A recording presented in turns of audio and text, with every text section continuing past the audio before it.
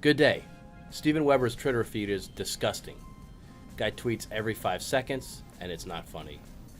And there's a reason he's not in a lot of shit now.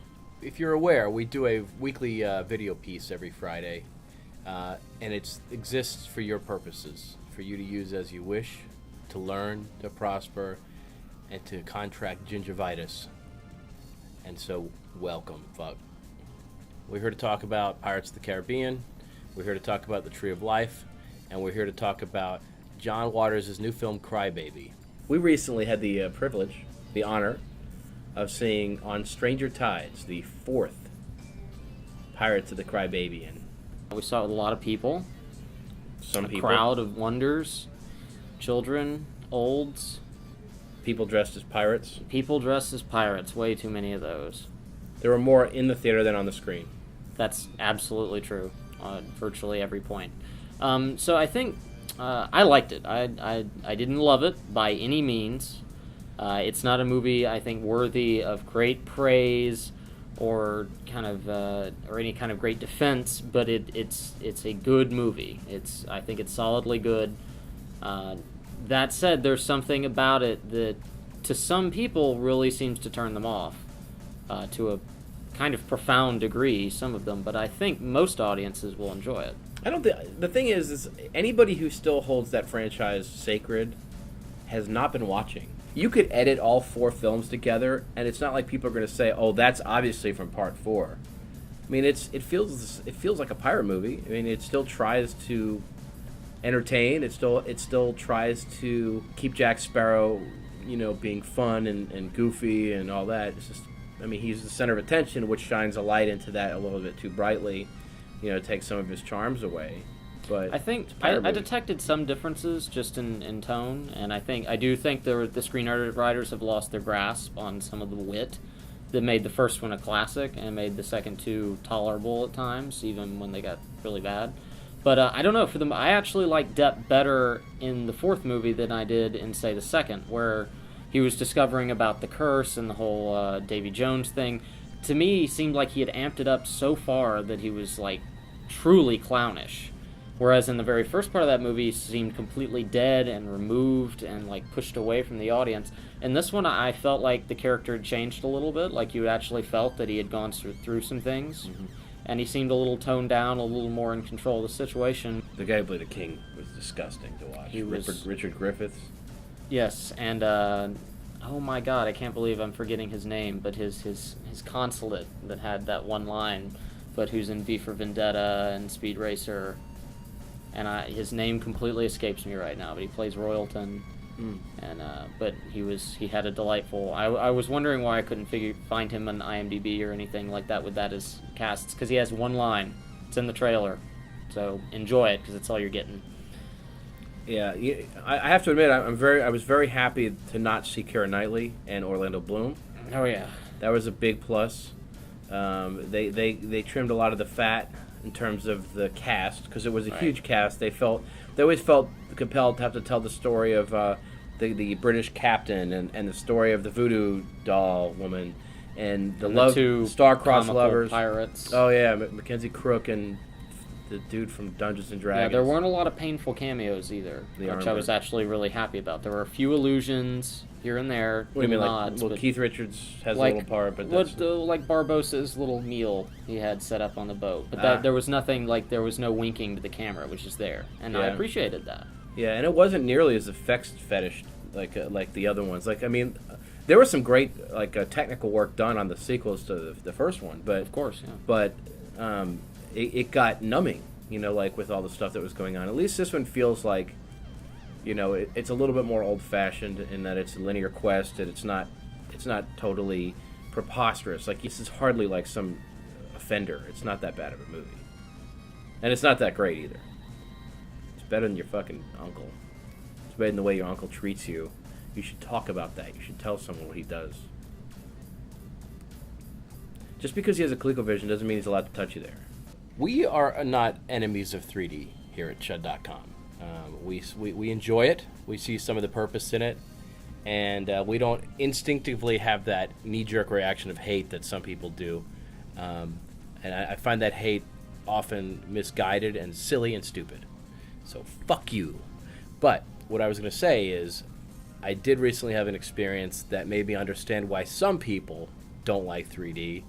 I saw Thor for the second time. I saw it at a mid-level theater from a small chain that did not use the real 3D, did not use any of like the more famous name brand 3D techniques. So as a result, they have a projection system that's not ideal for 3D. They use these nightmare glasses that are dog shit for 3D, and the experience was absolutely ludicrous. It was even hard to focus. It was like there was never a clear image. It was always blurred. It was always moving.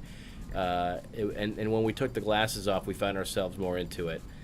So I think a percentage of the people out there that hate 3D hate it for a very legitimate reason, but not a reason that really justifies a global hate.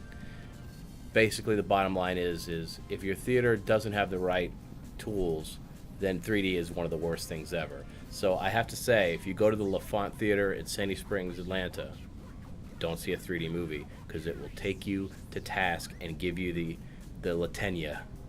So Tree of Life. Tree of Life. Tree of Life is about to arrive late this month, right? Yeah, although the dates are kind of weird. I'm not even sure Atlanta's on the list, and it's kind of an odd release, but it's getting out there. Yeah. It's screened a lot. It's played at festivals. It made its debut at Cannes. It's. I like how it's billed as a science fiction film. Yeah, they really pushed it. Like I felt like a little bit going in as if it was going to be some kind of a Maliki take on The Fountain, and in some respects you could argue that it is. I mean, it has the cosmic stuff. It's tying it into, smaller pieces of human life and things like that. But it's really. I mean, even the cosmic stuff, it goes away for long stretches of time. But when it's around for long stretches of time, yes, too.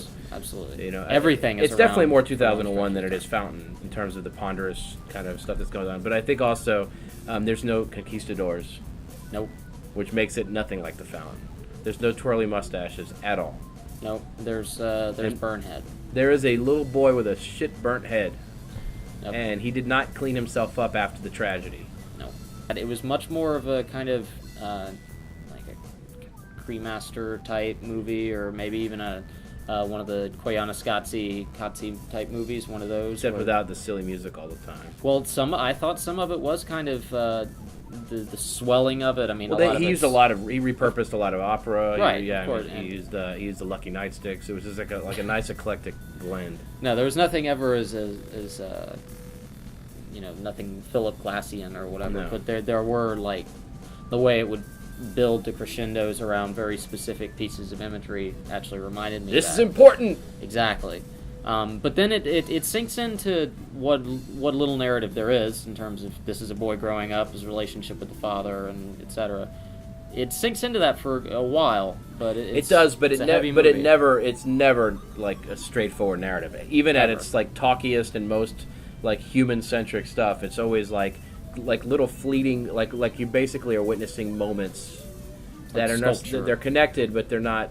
He's not interested in telling you like a traditional story ever in the movie, ever, except when the dinosaur steps in the other dinosaur's face. Yeah, that is totally 101. That's Sid Mead shit right there. Yeah, I think this is definitely his farthest out in terms of that. Of any of the movies he's made, this is definitely the least anchored to a storyline. That's not to say it doesn't, it's fairly linear, but it's not. There's no. He didn't do He didn't do Death Sentence, did he? Yeah, it's an interesting movie, and I found myself like he pissed me off a little bit at the end because I think it. Even because it's abstract and because there's really no like normal endpoint for it, I just felt like I got what I needed out of the experience about 10 minutes before Mr. Malick felt I had gotten what I needed out of it, and it kind of wore out a little bit of my goodwill towards it because I did think it's a good movie and I think it's a very beautiful movie, and I was amazed when he goes into these tangents of cosmic and nature and just and taking time and making it seem. Just basically pulling back a lot. It could have gone on forever. I mean, I really enjoyed that. And the way that he's able to have a consistency of those images to where it doesn't feel like he's repurposing like BBC America stuff. Right. It's really nice to see that on the big screen. I don't know how convincing the overall message of the film is, or if I'm going to totally buy into the whole genius stuff, because I don't get that connection that I think I should have, or he wants you to have, like to where it's that just transcendent experience. But it's a nice change of pace, and the fact that it exists is great. And I love the fact that he's actually making movies on a more human schedule now. I'm very excited to see what the next two are and how they turn out. He's redoing Fort Apache the Bronx, and then I think he's going to go on a small sabbatical and do One for Us after that. Like a shot-for-shot remake. He has been negotiating with Lloyd Kaufman to do a little collaboration there. And I'm wondering... Traumakatsi? Some kind of where they would meet in the middle, what middle those two would meet in. I'm kind of hoping that's what the deal he signs, because that's what I want to see the most. He pitched it in his website as a mixture of Saturn III and A League of Their Own, like a blend of those two films, which is exciting. And he's got Sean Penn and Brad Pitt on board. By the way, what do you think of Brad Pitt in this? I liked it. I think It.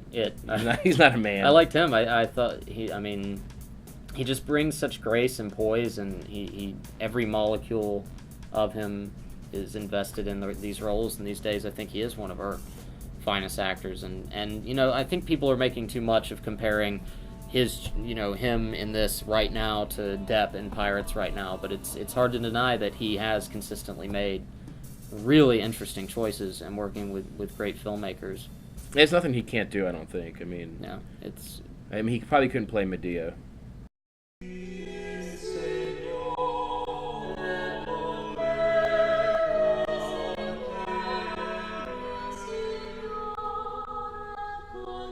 Say